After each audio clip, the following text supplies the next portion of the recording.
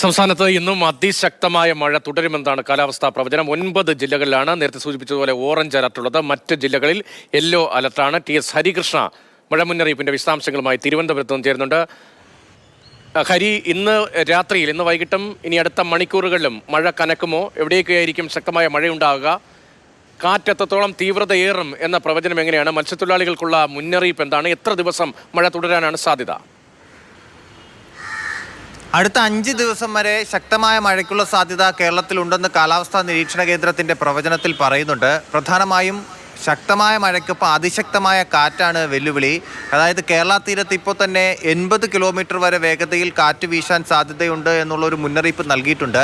അതുപോലെ തന്നെ പല സ്ഥലങ്ങളിലും തീരപ്രദേശത്തും മലയോര മേഖലകളിലും ഒക്കെ ആ രീതിയിൽ ജാഗ്രത വേണം. കാറ്റിൻ്റെ വേഗത വളരെ കൂടുതലായതുകൊണ്ട് തന്നെ മരങ്ങളൊക്കെ ഒടിഞ്ഞു വീഴാൻ സാധ്യതയുണ്ട്. തീരത്ത് നിന്ന് മത്സ്യത്തൊഴിലാളികൾ കടലിൽ പോകാൻ പാടില്ല എന്നുള്ള നിർദ്ദേശമുണ്ട്.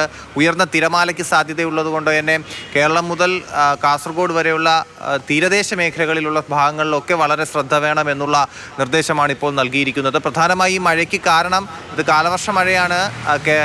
ബംഗാൾ ഉൾക്കടലിൽ ഒരു ന്യൂനമർദ്ദമുണ്ട്. അത് ശക്തി പ്രാപിച്ച് തീവ്ര ന്യൂനമർദ്ദമായിട്ടുണ്ട്. അതിൻ്റെ സ്വാധീനത്താലാണ് ഇപ്പോൾ മഴ സജീവമായി നമുക്ക് ലഭിച്ചുകൊണ്ടിരിക്കുന്നത്.